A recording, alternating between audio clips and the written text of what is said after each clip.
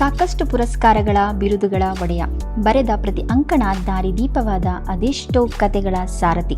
ಪತ್ರಕರ್ತರು ಕೂಡ ಕತೆಗಾರರಾಗಬಹುದೆಂದು ತೋರಿಸಿಕೊಟ್ಟ 16 ಪುಸ್ತಕಗಳ ಕರ್ತೃ. ನೇರ ನುಡಿ, ಸಾತ್ವಿಕ ಕೋಪದಿಂದಲೇ ಪ್ರಸಿದ್ಧಿಯಾದ ವ್ಯಕ್ತಿತ್ವ.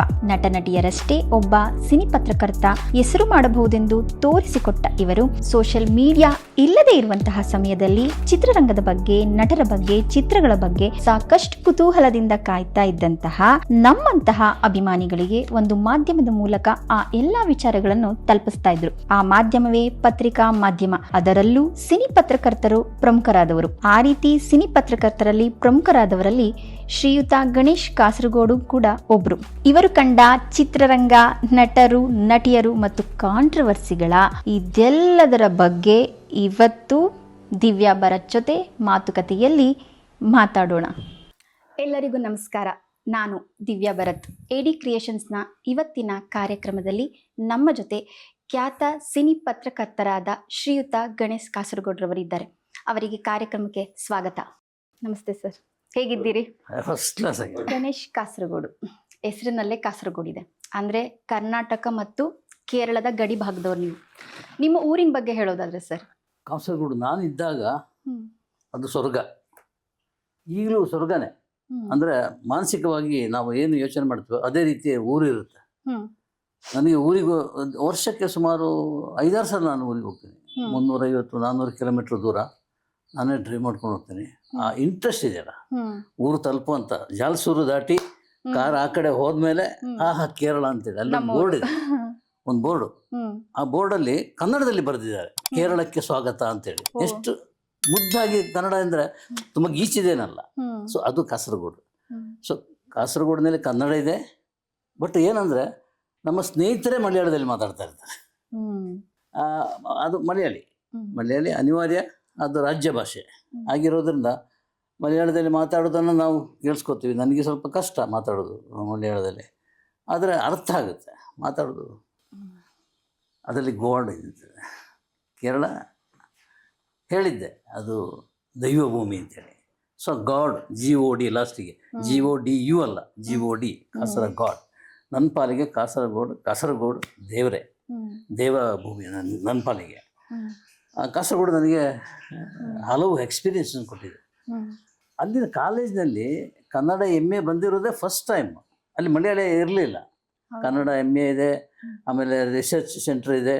ಆಮೇಲೆ ಯಕ್ಷಗಾನಕ್ಕೆ ಸಂಬಂಧಪಟ್ಟ ರಿಸರ್ಚ್ ಸೆಂಟರ್ ಇದೆ. ಯಕ್ಷಗಾನ ಪಾರ್ಥಿಸುಬ್ಬನ ಊರು ಕುಂಬಳೆ ಪಕ್ಕದಲ್ಲಿ, ಅದು ಅಲ್ಲಿ ಆ ಕಾಲೇಜ್ನಲ್ಲಿದೆ.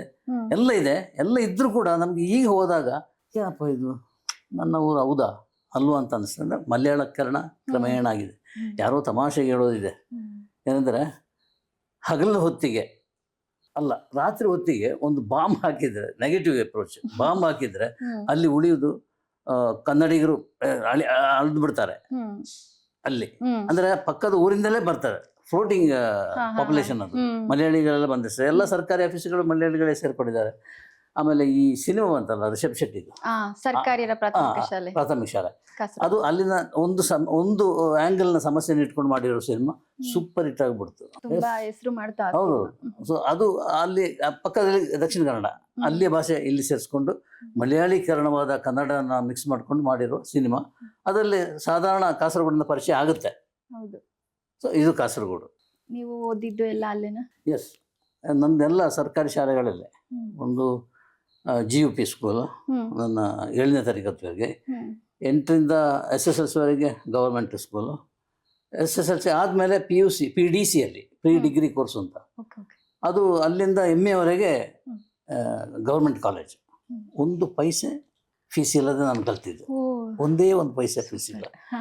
ಇದು ಏನು ಪುಸ್ತಕಕ್ಕೆ ಮಾತ್ರ ಖರ್ಚಾಗಿರೋದು. ಅದು ಯಾರ ಹತ್ರ ಎರವಲ್ಗೂ ತಗೊಳ್ಳೋದು. ಸೆಕೆಂಡ್ PUC ನಲ್ಲಿ ಇರೋರು ಫಸ್ಟ್ PUC ನಲ್ಲಿ ನಾನಿದ್ದಾಗ ಅವರ ಬುಕ್ ತಗೊಳ್ಳೋದು. ಸೊ ಈ ಥರ ಕಲ್ತಿದ್ದು ನಾನು. ಅಂದ್ರೆ ನಿಮ್ಗೆ ಅವಾಗಲೇ ಅನ್ಸಿತ್ತಾ ನಾನು ಪತ್ರಿಕೋದ್ಯಮವನ್ನೇ ಆಯ್ಕೆ ಮಾಡ್ಕೋಬೇಕು? ಇಲ್ಲ, ಏನಿಲ್ಲ, ಬ್ಲ್ಯಾಂಕ್.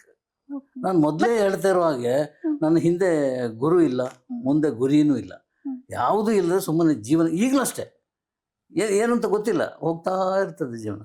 ಅಲ್ಲಿನೂ ಹಾಗೆ. MA ಆಯಿತಾ, MA ರ್ಯಾಂಕ್ ಬಂತು ಕನ್ನಡದಲ್ಲಿ. ಬಂದ ಕೂಡಲೇ ನನಗೊಂದು ಆಫರ್ ಬಂತು ಗೌರ್ಮೆಂಟ್ ಹೈಸ್ಕೂಲ್, ಅಲ್ಲಿ ಮೇಷ್ಟ್ರ ಕೆಲಸ, ಅಲ್ಲಿ ಹೋಗಿ ಸೇರಿಕೊಂಡೆ. ಸೇರಿಕೊಂಡ್ರೆ ನನಗೇನು ಗುರಿ ಇಲ್ಲದ್ರಿಂದ ಅಲ್ಲೊಂದು ಅವಕಾಶ ಇದೆ, ಕೆಲಸ ಒಂದು ಸಂಬಳ ಬರುವಂಥ ಕೆಲಸ. ಅಲ್ಲಿ ಹೋಗಿ ಜಾಯ್ನ್ ಆದೆ. ಅಲ್ಲಿ ನನಗೆ ಕಷ್ಟ ಆಗ್ತಾಯಿತ್ತು.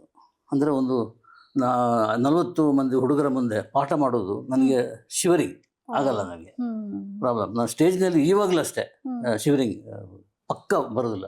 ಒಂದು ಸಲ ಮಾತು ಬಂದ ಮೇಲೆ ಮತ್ತೆ ನಡೀತದೆ. ಇದನ್ನು ನಮ್ಮ ಹೆಡ್ ಮಾಸ್ಟ್ರು ಗೊತ್ತಾಯ್ತು ಅವರಿಗೆ, ಏನೋ ಸ್ವಲ್ಪ ವೀಕ್ನೆಸ್ ಇದೆ ಇವನಿಗೆ ಅಂತೇಳಿ. ತಕ್ಷಣ ಒಂದು ಕಲ್ಚರಲ್ ಲಿವಿಂಗ್ ಮಾಡಿದರು. ನಾನು ನಾಟಕ ಅದು ಇದೆಲ್ಲ ಮಾಡ್ತಾಯಿದ್ದೆ ಕಾಲೇಜಿನಲ್ಲಿ. ಸೊ ಅದು ನನಗೆ ಹೆಲ್ಪ್ ಆಯಿತು. ಕಲ್ಚರಲ್ ಲಿವಿಂಗ್ ಮಾಡಿ ಯಕ್ಷಗಾನ, ನಾಟಕ, ಹಾಡು, ಹಾಸ್ಯ ಇದನ್ನೆಲ್ಲ ಸೇರಿಸ್ಕೊಂಡು ಒಂದು ಕಲ್ಚರಲ್ ಲಿವಿಂಗ್ ಮಾಡಿ ನನ್ನ ಕೈ ಕೊಟ್ಟರು. ಅಷ್ಟರಲ್ಲಿ ಒಂದು ಪವಾಡ ನಡೆದೋಯ್ತು. ಏನದು? ವಾಸುದೇವ ಆಚಾರ್ಯ ಅಂತಿದ್ದು, ನನ್ನ 1 ವರ್ಷ ಸೀನಿಯರ್. ಆತ ಆರ್ಟಿಸ್ಟ್, ರಚನಾ ಆರ್ಟ್ ವರ್ಕ್ ಅಂತೇಳಿ ಬೆಂಗಳೂರಿನಲ್ಲಿ KG ರೋಡ್ನಲ್ಲಿತ್ತು. ಅಲ್ಲಿ ವರ್ಕ್ ಮಾಡ್ತಾಯಿದ್ರು. ಒಂದು ದಿವಸ ಇದ್ದಕ್ಕಿದ್ದಾಗ ಒಂದು ಕಾರ್ಡ್ ಬರ್ತದೆ ನನಗೆ ವಿಶ್ವಕುಮಾರ್ ಅಂತ ಒಂದು ಸಿನಿಮಾ ಮ್ಯಾಗಝಿನ್ ಮಾಡ್ತಾ ಇದ್ದಾರೆ, ಚಿತ್ರದೀಪ ಅಂತೇಳಿ. ಅವರಿಗೆ ಬೇಕಾಗ್ಬೋದು, ನೀವು ಬನ್ನಿ, ಅವ್ರನ್ನ ಕಾಂಟ್ಯಾಕ್ಟ್ ಮಾಡಿ ಅಂತ ಒಂದು ಕಾರ್ಡ್ನಲ್ಲಿ ಟೈಪ್ ಮಾಡಿ ಕಳಿಸಿರೋದು. ವಾಸುದೇವ್ ನನ್ನ ಬೆಂಗಳೂರು ಎಂಟ್ರಿಗೆ ಕಾರಣ ಆದ್ದು ಆ ವಾಸುದೇವ್. ಯಾವತ್ತು ಮರೆಯಲ್ಲ. ಬಟ್ ಇವತ್ತಿಲ್ಲ, ವಾಸುದೇವ್ ಇಲ್ಲ. ಅವರ ಮಿಸ್ಸಸ್, ಅವರ ಮಕ್ಕಳು ಎಲ್ಲ ಇದ್ದಾರೆ, ತುಂಬ ಚೆನ್ನಾಗಿ ಇದ್ದಾರೆ ಅವರು. ಸೊ ಹಾಗೆ ಬಂದಾಗ ವಿಶ್ವಕುಮಾರ್ ಗೊತ್ತಲ್ಲ, ಕರಾವಳಿ ಸಿನಿಮಾ ಮಾಡಿದವರು, ಸಾಹಿತಿ ಅವರು, ಬಂದಮೇಲೆ ಪೊಲಿಟಿಷಿಯನ್ ಆದವರು. ಅವ್ರ ಜೊತೆ ಸೇರಿಕೊಂಡಾಗ ಕಲಿಯುವುದು ಪ್ರಥಮತಃ.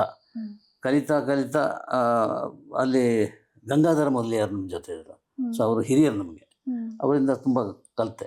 ಅಲ್ಲಿ ಹೋದ ಕೂಡಲೇ ನಾನು ಫಸ್ಟ್ ಏನು ಮಾಡಿದೆ ಅಂದರೆ ಸಂವಹನ, ಆಮೇಲೆ ಇದು ನಮ್ಮ ಗೋಪಾಲಕೃಷ್ಣ ಅಡಿಗ, KV ತಿರುಮಲೇಶ್, ಈ ಥರ ಎಲ್ಲ ಒಂದು ಲ್ಯಾಂಗ್ವೇಜ್ ಇದೆಯಾ, ಅದು ತೀರಾ ಓದಿದವರಿಗೆ ಅರ್ಥ ಆಗುವಂಥ ಲ್ಯಾಂಗ್ವೇಜ್ನಲ್ಲಿ ಬರೀಲಿಕ್ಕೆ ಶುರು ಮಾಡಿದೆ. ಅದನ್ನು ನರಸಿಂಹ ನಮ್ಮ ಎಡಿಟ್ರು ಅವ್ರು ಹೇಳೋದು, ಇದು ಯಾರು ಓದಲಿಕ್ಕಿರೋದು, ಇದೆಲ್ಲ ಬಂದರೆ ಯಾರು ಓದಲ್ಲ, ನೀನು ಸರಳವಾಗಿ ತುಂಬ ಸ್ಪಷ್ಟವಾಗಿ ಬರೀ, ತುಂಬ ಸರಳ ಅಂತೇಳಿ. ನಾನು ಇವತ್ತೇನಾದರೂ ಬರವಣಿಗೆ ಕಲ್ತಿದ್ರೆ ಅದರ ಮೂಲ R ನರಸಿಂಹಗೆ ಸಲ್ಲಬೇಕು, ಅವರ ಮಾತು. ಅಲ್ಲಿಂದ ಶುರು ಮಾಡಿದೆ. ಎಸ್, ಅದು ನನಗೆ ಆಗೋಯ್ತು. ಚಿತ್ರದೀಪ ಅಂತ ಪತ್ರಿಕೆ ಮುಳುಗುತ್ತದೆ ಅಂತ ಅಂದಾಗ ನಾನು ಚಿತ್ರತಾರ ಅಂತ ಒಂದು ಮ್ಯಾಗಝಿನ್ ಶುರು ಮಾಡಿದೆ. ಆ ಮ್ಯಾಗಝಿನ್ ಅದು ಅಷ್ಟೇ ತೊಂದರೆ ಆಯಿತು. ಅರಗಿಣಿಗೆ ಬಂದೆ. ಅರಗಿಣಿಯಲ್ಲಿ ಒಂದು 8 ಪತ್ರಿಕೆ ಇತ್ತು. ಆ 8 ಪತ್ರಿಕೆ ಇನ್ಚಾರ್ಜ್ ನಾನು. ಈ ಕೆಲಸದ ಬ್ಯುಸಿಯಲ್ಲಿ ನನಗೆ ಬರವಣಿಗೆ ನಿಂತೋಯ್ತು. ಅದರ ಪ್ರೊಡಕ್ಷನ್ ಸೈಡ್ ನೋಡಿಕೊಂಡೆ. ಒಂದು ತಾಯಿ, ಒಂದು ತಂದೆ, ಎಂದೆಲ್ಲ ಪತ್ರಿಕೆಗಳು, ಅಭಿಮಾನ, ಅಭಿಮಾನಿ, ಕ್ರೈಮ್ ಪುಸ್ತಕ, ಬುಕ್ಕು, ಮ್ಯಾಗಝಿನ್, ಆಮೇಲೆ ಇದು ಅರಗಿಣಿ ಸಿನಿಮಾ, ಒಂದಕ್ಕೊಂದು ಸಂಬಂಧ ಇಲ್ಲ. ಎಲ್ಲವನ್ನ ಪ್ರೊಡಕ್ಷನ್ ನೋಡ್ಕೊಳ್ಳೋದು, ಪ್ರಿಂಟಿಗೆ ಹೋಗೋದು, ಅದು ಟೈಮಿಗೆ ಪ್ರಿಂಟಾಗಿ ಬರಬೇಕು, ಇದನ್ನು ನೋಡ್ಕೊಳ್ಳೋದ್ರಲ್ಲಿ ನಾನು ಕಳೆದೋಗ್ಬಿಟ್ಟೆ. ಆ ಹೊತ್ತಿಗೆ ಎಂಟ್ರಿ ಅದು ರವಿ ಬೆಳಗೆರೆ, ನಿಮ್ಮ ಆಪ್ತರು. ನಿಮ್ಮ ಮತ್ತು ರವಿ ಬೆಳಗೆರೆ ಅವರ ಒಡನಾಟ ಹೇಗಿತ್ತು ಪತ್ರಿಕೋದ್ಯಮದಲ್ಲಿ? ಅದ್ಭುತ ಅಂದರೆ ಹಾಯ್ ಬೆಂಗಳೂರು ಪತ್ರಿಕೆ ಮಾಡೋ ಅದರ ಹಿನ್ನೆಲೆಯಲ್ಲಿ ದೊಡ್ಡ ಕತೆ ಇದೆ, ಅದು ಇಂಟ್ರೆಸ್ಟಿಂಗ್ ಆದ ಕತೆ ಇದೆ. ಆತ ಬಳ್ಳಾರಿಯಿಂದ ಇಲ್ಲಿ ಸೆಟ್ಲ್ ಆಗಲಿಕ್ಕೆ ಬಂದ. ಕೆಲಸ ಸಿಗಲಿಲ್ಲ, ವಾಪಸ್ ಹೋದ. ನಾನು ಏಕವಚನದಲ್ಲಿ ಮಾತಾಡೋದು ತುಂಬ ಸಲಿಗೆಯಿಂದ ನಾನು ಮಾತಾಡ್ತಾ ಇದ್ದೇನೆ, ಅವರ ಮೇಲೆ ಅಗೌರವದಿಂದ ಮಾತಾಡೋದಲ್ಲ. ಒಂದು ದಿವಸ ಇದ್ದಕ್ಕಿದ್ದಾಗೆ ರಸ್ತೆಯಲ್ಲಿ ನಡ್ಕೊಂಡು ಬರ್ತಾಯಿದ್ದೆ. ನಾನು ಅರಗಿಣಿ ಪತ್ರಿಕೆ ಮುಂದೆ ನಿಂತಿದ್ದೆ. ರವಿ ಬೆಳಗೆರೆ ಹೋದಲ್ವ, ತುಂಬ ಕಂಗಾಲಾಗಿದ್ದ. ಹೌದಲ್ಲ ಅಂತ ಕರೆದೆ ಒಳಗೆ. ಅವ್ರಿಗೆ ಕರೆದು ಎದುರು ಕೂತ್ರು ಅವನ ಮುಖ ನೋಡಿದರೆ ನನಗೆ ಅಯ್ಯೋ ಪಾಪ ಅಂತ ಅನ್ನಿಸ್ತು. ಕಣ್ಣು ಹೀಗೆ ಬೀಳೋಂಗಿತ್ತು. ಅಂದರೆ ತುಂಬ ಕುಡಿದಿದ್ದ. ಆಗ ಹತಾಶನಾಗಿದ್ದ. ಕೆಲಸ ಇರಲಿಲ್ಲ, ಕಾಲೇಜು ಕೆಲಸದಿಂದ ಕಲಿಸ್ಬಿಟ್ಟಿದ್ರು. ಏನೋ ಒಂದು ಕೆಲಸ ಬೇಕು ಅಂತಾರೆ. ಗಣೇಶ ಏನಾದರೂ ಒಂದು ಕೆಲಸ ಕೊಡಿಸ್ತಾಯ ಅಂತ ಹೇಳ್ದ. ಇಷ್ಟು ದೊಡ್ಡ ಕವಿ, ಇಷ್ಟು ದೊಡ್ಡ ಸಾಹಿತಿ, ಇಷ್ಟು ದೊಡ್ಡ ಕಥೆಗಾರ, ನಿಮಗೊಂದು ಕೆಲಸನ, ಏನು ತಮಾಷೆ ಮಾಡ್ತಾ ಇದ್ದೀರಾ ಅಂತ ಕೇಳಿದೆ. ಇಲ್ಲ ನಿಜವಾಗ್ಲೂ ನಾನು ತುಂಬ ಕಂಗಾಲಾಗಿದ್ದೇನೆ, ನನಗೊಂದು ಕೆಲಸ ಬೇಕೇ ಬೇಕು, ನೀನು ಹೇಳಿದರೆ ಇದು ಕೆಲಸ ಆಗುತ್ತೆ ಅಂತ ಹೇಳಿದೆ. ನಾನು ವೆಂಕಟೇಶ್ ನಮ್ಮ ಎಡಿಟರ್ ಮತ್ತು ಅದು ಪೂರ್ತಿ ಅದರ ಯಾರು ಓನರ್ ಅವ್ರು ತಗೋದೆ. ರವಿ ಬೆಳಗೆರೆ ಅಂತ ಬಂದಿದ್ದಾರೆ, ಸೊ ಅವರನ್ನು ತೊಗೋಬೋದು. ಆಗ ಸ್ಟಾಫ್ ಅಗತ್ಯ ಇತ್ತು, ಯಾಕಂದರೆ ನಾನು ಒಬ್ಬನೇ ಅದನ್ನು ಅಷ್ಟನ್ನು ನೋಡಲಿಕ್ಕೆ ಆಗ್ತಾ ಇರಲಿಲ್ಲ ಅಂತ ಹೇಳಿದೆ. ರವಿ ಬೆಳಗೆರೆ ಬಳ್ಳಾರಿಯಿಂದ ಅಂತ ಕೇಳಿದ್ರು. ಹೌದೌದು, ಹೇಳಿ ಕಳಿಸಿ, ಅಡ್ರೆಸ್ ತೊಗೊಂಡು ಕಳಿಸಿ ಅವ್ರನ್ನ ಅಂತ ಹೇಳಿದರು. ನನಗೆ ಅಡ್ರೆಸ್ ತೊಗೊಂಡು ಕಳಿಸಿ ಅಂತ ಹೇಳಿದರೆ ಬೇಡ ಅವನು ಅಂತ ಲೆಕ್ಕ. ಯಾವುದೇ ಲ್ಯಾಂಗ್ವೇಜಲ್ಲಿ, ನಮ್ಮ ಯಾವುದೇ ಪತ್ರಿಕಾ ಲ್ಯಾಂಗ್ವೇಜ್ನಲ್ಲಿ ಅದು ಕಳಿಸಿ ಅಂತೇಳಿ ಹೇಳಿದಾಗ ಅಯ್ಯೋ ಪಾಪ ಇಷ್ಟು ರಿಕ್ವೆಸ್ಟ್ ಮಾಡ್ಕೊಂಡಿದ್ದಾನೆ ಅಂತೇಳಿ ಹಾಗೆ ಹೇಳಿದೆ. ಅಡ್ರೆಸ್ ಕೊಡು, ನಾನು ಪತ್ರ ಮುಖೇನ ಅಥವಾ ಏನೋ ನಾನು ಕರೆಸ್ತೇನೆ ನಾನು ಅಂತೇಳಿ. ಅವನು ಆಯ್ತು ಗಣೇಶ್, ಇದು ನನಗೆ ಋಣ ಇಲ್ಲ ಈ ಪತ್ರಿಕೆದು ಅಂತೇಳಿ ಎದ್ದು ಹೊರಟೋದ. ಆಗ ನಮ್ಮ ಆಫೀಸ್ನಲ್ಲಿ ಇದ್ದ ಇನ್ನೊಬ್ಬ ಸ್ಟಾಫ್ ಗಣೇಶ್ ನಾಯಕ್ ಅಂತೇಳಿ, ಅವನು ಹೊರಟೋಗ್ಬಿಟ್ಟ, ಬಿಟ್ಟು ಹೋದ ಅಂದರೆ ಅವನ ಪೆಕ್ಯುಲಿಯರ್ ಕ್ಯಾರೆಕ್ಟರ್. ಅವನು ಎಲ್ಲಿ ಹೋಗ್ತಾನೆ ಅವನಿಗೆ ಗೊತ್ತಿಲ್ಲ, ಯಾವುದೋ ಒಂದು ದಿವಸ ಬಂದು ಕೂತ್ಕೊಂಡ್ಬಿಡ್ತಾನೆ. ಅವನು ಹೋದಾಗ ಅಲ್ಲಿ ತುಂಬ ಅವಶ್ಯಕತೆ ಬಿತ್ತು. ನಾನು ಹೋಗಿ ವೆಂಕಟೇಶ್ ಹತ್ರ ಹೇಳಿದೆ, ರವಿ ಬೆಳಗೆರೆ ನನಗೆ ಬೇಕೇ ಬೇಕು ಅಂತ. ಅಲ್ಲೇ ಒಂದು ಟೆಲಿಗ್ರಾಮ್ ಫಾರ್ಮ್, ಆಗ ಟೆಲಿಗ್ರಾಮ್ ಫಾರ್ಮ್ ಇತ್ತು, ಅಲ್ಲಿ ನಾನು ಬರೆದೆ, ಸ್ಟಾರ್ಟ್ ಇಮಿಡಿಯೇಟ್ಲಿ ಅಂತೇಳಿ ರವಿ ಬೆಳಗೆರೆ ನಾನೇ ಬರೆದು ಅದನ್ನು ಕಳಿಸಿದೆ telegram. Very next morning Ravi Belagere ಇಲ್ಲಿದ್ದಾನೆ. ಬೆಂಗಳೂರಿನಲ್ಲಿ ರವಿ ಬೆಳಗೆರೆ ಜೀವನ ಶುರು ಮಾಡಿದ್ದು ಅಲ್ಲಿಂದ. ಅಂದರೆ ರವಿ ಬೆಳಗೆರೆ ಅಂತ ಸಾಹಿತಿ ಅಥವಾ ಕಥೆಗಾರ ಅಥವಾ ಪತ್ರಕರ್ತನಿಗೆ ಒಂದು ನೆಲೆ ಕೊಟ್ಟಿದ್ದು ನಾನು ಅಂತ ಹೆಮ್ಮೆಯಿಂದ ಹೇಳ್ಕೊಳ್ಳೋದಲ್ಲ, ಬಟ್ ಗೆಳೆಯನಿಗೆ ಎಲ್ಲೋ ಒಂದು ಕಡೆ ನಾನು ಸಹಾಯ ಮಾಡಿದ್ದೇನೆ ಎಂಬ ಒಂದು ತೃಪ್ತಿ ನನಗಿದೆ. ಆಮೇಲೆ ಕಟ್ಟಿದ ಸಾಮ್ರಾಜ್ಯ ಎಲ್ಲ ನಾವು ನೋಡಿದ್ದೀವಿ, ಪ್ರಾರ್ಥನಾ ಆಗಿರಲಿ, ಹಾಯ್ ಬೆಂಗಳೂರಾಗಲಿ. ಹಾಯ್ ಬೆಂಗಳೂರಿನ ಕತೆ ಇನ್ನೊಂದಿದೆ, ನಾವು ಮುಂದೆ ಮಾತಾಡೋಣ ಕೂಡ. ಅದು ಕೂಡ ನನ್ನ ಪ್ರಶ್ನೆಯಲ್ಲಿದೆ ಅದಕ್ಕೆ. ಮತ್ತೆ ಶಂಕರ್ ನಾಗ್ ಅವ್ರ ಬಗ್ಗೆ, ಅಂದ್ರೆ ನಿಮ್ಗೆ ಆವಾಗ ಶಂಕರ್ ನಾಗ್ ಅವ್ರನ್ನ ಚಿತ್ರರಂಗದಲ್ಲಿ ನೋಡಿದಾಗ ಒಬ್ಬ ಸಿನಿ ಪತ್ರಕರ್ತರಾಗಿ ಇವರಿಂದ ಏನೋ ಒಂದು ಹೊಸತನ ಬರುತ್ತೆ ಚಿತ್ರರಂಗಕ್ಕೆ ಅಂತ ಅನ್ಸಿದ್ದಿದ್ಯಾ? 100%. ಆತನ ಚಡಪಟಿಕೆ ಯಾವತ್ತೂ ಸುಮ್ಮನೆ ಕೂತ್ಕೊಂಡ ವ್ಯಕ್ತಿ ಅಲ್ಲ. ಏನೂ ಕೆಲಸ ಇಲ್ಲದೆ ಪುಸ್ತಕ ಇದ್ದೇ ಇದೆ, ರಾಶಿ ಪುಸ್ತಕಗಳು ಕಾರಲ್ಲಿ ಇದ್ದೇ ಇರ್ತದೆ, ಪುಸ್ತಕ ಓದ್ತಾ ಇರ್ತಾನೆ. ಪಕ್ಕದಲ್ಲಿ ಯಾರಿದ್ದಾರೆ ಏನು ಗಮನ ಇರುತ್ತೆ, ಬಟ್ ತಾನು ಓದೋದ್ರಲ್ಲಿ ಗಮನ ಜಾಸ್ತಿ ಇರುತ್ತೆ. ಸೊ ಅಂಥ ಒಬ್ಬ ವ್ಯಕ್ತಿ, ಒಂದು ಶಕ್ತಿ, ಅವನು ವ್ಯಕ್ತಿ ಅಂತ ಹೇಳಲಿಕ್ಕೂ ಸಾಧ್ಯ ಅಲ್ಲ. ಶಂಕರ್ನಾಗ್ ಒಂದು ಶಕ್ತಿ. ಇಲ್ಲಾಂದರೆ 36 ವರ್ಷದಲ್ಲಿ ಎಲ್ಲವನ್ನೂ ಮಾಡಿ ಹೋಗೋದು, ಮತ್ತು ಇವತ್ತಿಗೂ ಕೂಡ ನಾವು ಶಂಕರ್ನಾಗ್ ಬಗ್ಗೆ ಮಾತಾಡೋದು ಅಂತ ಸಾಮಾನ್ಯ ವಿಷಯ ಅಲ್ಲ. ಅದು ಆಕ್ಸಿಡೆಂಟ್ ಆಗುವ ಲಾಸ್ಟ್ ಮೂಮೆಂಟ್ ಇದೆಯಲ್ಲ, ಅದ್ರ ಬಗ್ಗೆ ಮಾತ್ರ ನಾನು ತುಂಬ ತಲೆಯಲ್ಲಿ ಕೂತ್ಕೊಂಡ್ಬಿಟ್ಟಿದ್ದೆ. ಅದರ 1 ವಾರದ ಹಿಂದೆ ಈ ಜೋಕುಮಾರ್ ಸ್ವಾಮಿ ಅಂತ ಸಿನಿಮಾ, ಅಲ್ಲೆಲ್ಲೋ ಶೂಟಿಂಗ್, ಹುಬ್ಬಳ್ಳಿ ಆಚೆ, ಲೋಕಾಪುರ ಅಂತ ಊರನೇ ಹೆಸರು. ಅದ್ರ ಬಗ್ಗೆ ಒಂದು ಪ್ರೆಸ್ ಮೀಟ್, ಫಿಲಮ್ ಚೇಂಬರ್ ಇದೆಯಲ್ಲ ಇವಾಗ, ಅದು ಈ ಥರ ಬಿಲ್ಡಿಂಗ್ ಇರಲಿಲ್ಲ, ಒಂದು ಸಾಧಾರಣವಾದ ಹಳೆ ಟೈಪ್ ಬಿಲ್ಡಿಂಗ್. ಅದರ ಹಿಂದ್ಗಡೆ ಒಂದು ಹಲಸಿನ ಮರ ಇದೆ, ಒಂದು ಕಟ್ಟೆ. ಆ ಕಟ್ಟೆಯಲ್ಲಿ ನಾನು ಕೂತ್ಕೊಂಡಿದ್ದೇನೆ, ಪ್ರೆಸ್ ಮೀಟ್ ಅಂತೇಳಿ. ಒಂದು ಓಣಿ ಅಷ್ಟೇ, ಅದು ಬೇರೆ. ಶಂಕರ್ನಾಗ್ಗೆ ಯಾವುದೂ ಬೇಕಾಗಿಲ್ಲ, ಎಲ್ಲಿ ಕೂತ್ಕೊಳ್ತಾನೆ ಅದೇ ಸಾಮ್ರಾಜ್ಯ. ತುಂಬಾ ಸರಳ ವ್ಯಕ್ತಿ ಅಂತ, ತುಂಬಾ ಸರಳ. ಒಂದು ಪಕ್ಕದಲ್ಲಿ ಕೂತ್ಕೊಂಡ್ಬಿಟ್ರೆ ಒಂದು ಹಲಸಿನಕಾಯಿ ಇದೆ, ಗಣೇಶ್ ಇದಾದ್ಮೇಲೆ ನಿಮಗೆ ಈ ಹಲಸಿನಕಾಯಿ ನಿಮಗೆ ಕೊಟ್ಬಿಡ್ತೀನಿ ತಮಾಷೆಗೆ. ಒಂದು ಜೋಕುಮಾರ ಸ್ವಾಮಿ ಇದೆ, ನೀವು ಬರಲೇಬೇಕು ಅಂತ ಹಠ ಮಾಡಿ ಎಸ್ ಬಂದೇ ಬರ್ತೀನಿ, ನಾನು ಆಗ ಹುಬ್ಬಳ್ಳಿಯಲ್ಲಿ ಇರ್ತೀನಿ, ಅಂದರೆ ಸಂಯುಕ್ತ ಕರ್ನಾಟಕ, ಅಲ್ಲಿ ಹುಬ್ಬಳ್ಳಿ ಎಡಿಷನ್ನಲ್ಲಿ ಕೆಲಸ ಮಾಡ್ತಾ ಇರ್ತೇನೆ ಕರ್ಮವೀರಕ್ಕಾಗಿ. ಹಾಗೆ ನಾನು ಅಲ್ಲಿಂದಲೇ ಬಂದ್ಬಿಡ್ತೀನಿ ಅಂತ ಹೇಳಿದೆ. ಸೊ ಅದು ಇಲ್ಲಿ ಮೀಟ್ ಮಾಡಿದ ಲಾಸ್ಟ್ ಶಂಕರ್ನಾಗನ್ನು ಮೀಟ್ ಮಾಡಿದ್ದು. ಆಮೇಲೆ ನೋಡಿದರೆ ನಾನು ಹುಬ್ಬಳ್ಳಿಗೆ ಹೋದೆ. ಅಲ್ಲಿ ಇದ್ದಕ್ಕಿದ್ದಾಗ ಒಂದು ಬೆಳಗ್ಗೆ ನಮಗೆ ಅಲ್ಲೂ ಪೈಪೋಟಿ ನಡೀತಿತ್ತು. ರವಿ ಬೆಳಗೆರೆ ಅಲ್ಲಿ ಇದ್ದರು, ಕರ್ಮವೀರದ ಎಡಿಟರ್ ಅಂತೇಳಿ. ಪೈಪೋಟಿ ಅಂದರೆ ಬೆಳಗ್ಗೆ ಎಷ್ಟು ಬೆಳಗ್ಗೆ ನಾನು ಬರ್ತೇನೆ, ಅವರು ಅದೇ ಬೆಳಗ್ಗೆ ಬಂದಿರ್ತಾರೆ. ನಾನು 6 ಗಂಟೆಗೆ ಬಂದರೆ ಅವರು 5 ಗಂಟೆ ಬಂದಿರ್ತಾರೆ. ಈ ಥರ ಪೈಪೋಟಿ, 5 ಗಂಟೆ ಬೆಳಿಗ್ಗೆ, ಸಂಜೆ ಅಲ್ಲ. ಸೊ ಆ ಥರ ಪೈಪೋಟಿ ನಡೀತಾ ಇರುವಾಗ ಇದ್ದಕ್ಕಿದ್ದಾಗೆ ನಮ್ಮ ಇನ್ಚಾರ್ಜ್ ವೆಂಕಟನಾರಾಯಣ ಅಂತಿದ್ರು, ಅವ್ರು ಬಂದು ನಿಮ್ಮ ಗೆಳೆಯರು ಹೋಗ್ಬಿಟ್ರ ಅಂತ ಹೇಳಿ ಬೆಳಗ್ಗೆ 8 ಗಂಟೆ ಹೊತ್ತಿಗೆ. ಯಾವ ಗೆಳೆಯರು ಅಂತಲ್ಲ, ಶಂಕರ್ನಾಗ್ ಹೋಗ್ಬಿಟ್ರ. ಏನಾಯ್ತು ಅಂತೇಳಿ ನನಗೊಂದು ಆಘಾತ ಒಳಗೆ ಆಯಿತು. ಏನಾಯಿತು ಅಂತ ಹೇಳಿದೆ. ಸೊ ಅವರು ಆ್ಯಕ್ಸಿಡೆಂಟ್, ದಾವಣಗೆರೆಯಲ್ಲಿ ಕಾರ್ ಆ್ಯಕ್ಸಿಡೆಂಟ್ ಆಗಿ ತೀರ್ಕೊಂಡ್ಬಿಟ್ರು. ಸ್ವಲ್ಪ ಒಂದು ಸುದ್ದಿ ಬರೀರಿ ಅಂತೇಳಿ. ಆ ಶಾಕಿಂದ ನಾನು ಹೊರಗೆ ಬರಲಿಲ್ಲ, ಏನು ಸುದ್ದಿ ಬರೀರಿ ಹಿಂಗೆ.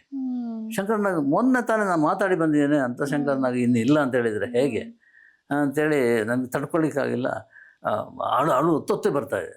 ಅಲ್ಲಿ ಕಾಂಪೌಂಡ್ನ ಒಂದು ಕಡೆ ಒಂದು ಟಾಯ್ಲೆಟ್ ಇದೆ, ಅಲ್ಲಿ ಅದ್ರೊಳಗೆ ಹೋಗ್ಬಿಟ್ಟು ಫುಲ್ ನೀರು ಆನ್ ಮಾಡಿ ಆ ಸೌಂಡ್ ಕೇಳಬಾರ್ದು, ಮನಸ್ಸಾರ ಹತ್ಬಿಟ್ಟೆ. ಹತ್ತಿದೆ ಅಂದರೆ ಇವತ್ತಿಗೂ ನನಗೆ ಅನಿಸುತ್ತೆ, ಏನು ಶಂಕರ್ನಾಗ್ ಯಾರು, ನಾನು ಯಾರು, ನಾನು ಯಾಕೆ ಅವನಿಗೆ ಇಷ್ಟೊಂದು ಹಚ್ಕೊಂಡು ಬಿಟ್ಟೆ ಅಂತೇಳಿ.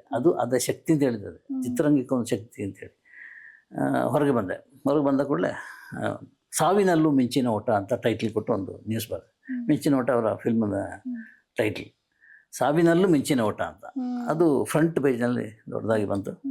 ಆಮೇಲೆ ಇದನ್ನೆಲ್ಲ ನೋಡ್ಲಿಕ್ಕೂ ಆಗಿಲ್ಲ ನನಗೆ, ನಾನು ಹುಬ್ಬಳ್ಳಿಯಲ್ಲಿ ಇರೋದ್ರಿಂದ ಶವ ಸಂಸ್ಕಾರ ಆಗಲಿ ಅದಕ್ಕೆ ಹೋಗ್ಲಿಕ್ಕಾಗಿಲ್ಲ. ಏನೇ ನೋಡಿದರೆ ಅದು ಫೋಟೋ ಅದೇ. ಬಟ್ ಶಂಕರ್ನಾಗ್ ಬಗ್ಗೆ ತುಂಬ ಹೇಳಿದ್ದು ಅನಂತ್ನಾಗ್ ನನ್ನ ಹತ್ರ. ಅಂದರೆ ಅನಂತ್ನಾಗ್ ಕುಸಿದೋಗ್ಬಿಟ್ಟಿದ್ರು ಆಗ, ಎಲ್ಲವೂ ಆಗಿದ್ದರು ಅನಂತ್ನಾಗಿಗೆ. ಶಂಕರ್ನಾಗ್ ಗೆಳೆಯ ಮಾತ್ರ ಅಲ್ಲ, ಬಂಧು ಮಾತ್ರ ಅಲ್ಲ, ತಮ್ಮ ಮಾತ್ರ ಅಲ್ಲ, ಎಲ್ಲವೂ ಆಗಿದ್ದರು. ಅಂಥ ಶಂಕರ್ನಾಗ್ ಹೋದಾಗ ತುಂಬ ಅಪ್ಸೆಟ್ ಆಗಿಬಿಟ್ಟು ಅದು ಅದರ ಹಿನ್ನೆಲೆ ಒಂದು ಬೇರೊಂದು ಕತೆ ಇದೆ. ನಾನು ನಿಮ್ಮನ್ನ ಇಂಟರಪ್ಟ್ ಮಾಡ್ತಿದ್ದೀನಿ, ಯಾಕಂದ್ರೆ ಶಂಕರ್ ನಾಗ್ ಅವರ ಸಾವಿನ ಬಗ್ಗೆ ಇವತ್ತಿಗೂ ಸಾಕಷ್ಟು ಅನುಮಾನಗಳಿದೆ. ಎಷ್ಟೋ ಕಡೆ ಬರೀತಿರ್ತಾರೆ, ಕೆಲವರು ಮಾತಾಡ್ತಿರ್ತಾರೆ. ನಾವೆಲ್ಲ ಹುಟ್ಟೋಕ್ ಮುಂಚೆ ಅವರು ಸಾಧಿಸಿ ಹೋದವರು, ನಮ್ಗೆ ಅಷ್ಟು ಗೊತ್ತಿಲ್ಲ ಏನು ಅಂತ. ಒಬ್ಬ ಅಷ್ಟು ದಿಗ್ಗಜ, ಅಷ್ಟು ಪ್ರಖ್ಯಾತಿಯನ್ನ ಪಡೆದವರು ತುಂಬಾ ಕಡಿಮೆ ಸಮಯದಲ್ಲಿ, ಅವರ ಸಾವಿನ ಬಗ್ಗೆ ಇಷ್ಟೊಂದು ಅನುಮಾನಗಳು ಹುಟ್ಟೋಕೆ ಏನ್ ಕಾರಣ ಇರ್ಬೋದು ಅಂತ? ಇಲ್ಲ, ಏನು ಇಲ್ಲ, ಅದು ಗಾಸಿಪ್ ಅಷ್ಟೇ. ಇದೊಂದು ಆಕಸ್ಮಿಕ ಅಪಘಾತ ಅಷ್ಟೇ, ಅದಕ್ಕಿಂತ ಹೆಚ್ಚು ಇದೇನಲ್ಲ. ಗಾಸಿಪ್ ಆಡೋರಿಗೆ ಆಡ್ತಾರೆ. ನನಗೆ ತಿಳಿದ ಮಟ್ಟಿಗೆ, ನಾನು ಆ ಕಾಲದಲ್ಲಿದ್ದೆ, ಈ ಕಾಲದಲ್ಲಿ ಇದ್ದೀನಿ. ಸೊ ಅದು ಅನಂತನಾಗ್ ಹೇಳಿದ ಪ್ರಕಾರ ಅದು ಇಲ್ಲ, ಅದು ಬರೇ ಗಾಸಿಪ್ ಲೆವೆಲ್ನಲ್ಲಿ ಮಾತ್ರ ಇರೋದು ಅಂತೇಳಿ. ಅದರಲ್ಲಿ ಏನಾಯ್ತು ಅಂದರೆ, ಹಿಂದಿನ ದಿವಸ ಅಂದರೆ ಆ ಕಾರು ಹೊರಡೋ ಹಿಂದೆ ಅವರು ಒಂದು ಪಾರ್ಟಿ ಮಾಡಿದರು ಇದಕ್ಕೆ, ಜೋಕುಮಾರ ಸ್ವಾಮಿ ಸಿನಿಮಾಕ್ಕೆ ಸಂಬಂಧಪಟ್ಟ. ಸೊ ಪಾರ್ಟಿ ಮಾಡಿ ಅನಂತ್ ಮನೆಗೆ ಹೋಗುವಾಗ ಹೇಳಿದರು, ನೀನು ಇವತ್ತು ಹೋಗ್ಬೇಡ ಅಲ್ಲಿಗೆ, ನಾಳೆ ಮುಹೂರ್ತ, ನಾಳೆ ಬೆಳಿಗ್ಗೆ, ಇವತ್ತು ಹೋಗ್ಬೇಡ, ಯಾವ್ದು ಬೆಳಗ್ಗೆ ಒಂದು 4 ಗಂಟೆಗೆ ಹೊರಟ್ಬಿಡು ಅಂತೇಳಿ ಹೇಳಿ ಬಂದಿದ್ದಾರೆ. ಬಟ್ ಅಲ್ಲಿ ಅವಸರ ಮಾಡ್ಕೊಂಡ್ಬಿಟ್ರು ಅರುಂಧತಿ ನಾಗ್. ತುಂಬ ಇಲ್ಲ, ನಾಳೆ ಟೆನ್ಷನ್ ಆಗಿಬಿಡ್ತದೆ, ಇವತ್ತು ಹೊರಟ್ಬಿಡೋಣ ಅಂತೇಳಿ. ಅದೇನೋ ಸಣ್ಣ ಕಾರು, ಮಾರುತಿ ಕಾರ್ ಇರಬೇಕು. ಸೊ ಅದರಲ್ಲಿ ಹೊರಟು ಆಗ ಇವನು ಮನೆಗೆ ಹೋಗಿ ಅನಂತ್ನಾಗ್ ಮಲ್ಕೊಳ್ಳೋ ಮೊದಲು ಮತ್ತೆ ಫೋನ್ ಮಾಡಿದೆ, ಹೋಗಿಲ್ಲಲ್ಲ ನೀನು ಹೊರಡಬೇಡ, ಬೆಳಗ್ಗೆನೆ ಹೊರಟ್ಬಿಡು ಅಂತೇಳಿ. ಅದು ಆಗಿಲ್ಲ, ಹೊರಟ್ಬಿಟ್ಟಿದ್ದಾರೆ. ಆಮೇಲೆ ಕೇಳಿದ್ರೆ ಎಸ್ ಆಗ್ಬೋದು. ಸೊ ಅಪಘಾತ ಆಯಿತು. ಅಪಘಾತದ ಹಿಂದೆ ಆಗಲೇ ಬಂದಿತ್ತು ತುಂಬ ಗಾಸಿಪ್ಗಳು, ಅಲ್ಲ ಅದು ಗಾಸಿಪ್ ಮಾತ್ರ. ರಾಜ್ಕುಮಾರ್ ಪಕ್ಕದಲ್ಲಿ ನಾನು ಕೂತ್ಕೊಂಡಿದ್ದೆ, ಚಿಕ್ಕಂದಿನಲ್ಲಿ ಹೇಳಿಕೊಟ್ಟಿದ್ದೆ ಡಾಕ್ಟರ್ ರಾಜ್ಕುಮಾರ್.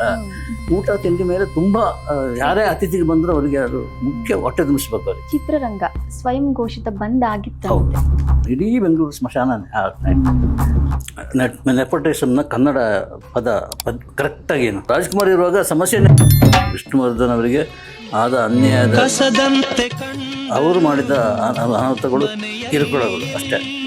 ಬಟ್ ಆ ಕಿರುಕುಳದಿಂದ ನೋವು ಅನುಭವಿಸಿದ್ದು ವಿಷ್ಣುವರ್ಧನ್. ಅದು ವೈಮನಸ್ಯ ಅಂತ ಏನು ಹುಟ್ಕೊಂಡಿದ್ದು ಅದು ಅಭಿಮಾನಿಗಳ ಬಗ್ಗೆ. ಸಿನಿ ತಾರೆಯರು ಅವತ್ತು ಪ್ರೆಸ್ ಮೀಟ್ಗೆ ಕೊಡ್ತಾ ಇದ್ದಂಥ ಗೌರವ ಮತ್ತು ಒಡನಾಟ ಇವತ್ತಿಗೆ ಅದು ಅದೇ ರೀತಿ ಇದೆ ಅಂತ ಇಲ್ಲ, ಖಂಡಿತ ಇಲ್ಲ. ನಾನು ಹೋಗ್ತಾನೆ ಇಲ್ಲ ಪ್ರೆಸ್ ಮೀಟ್ಗೆ.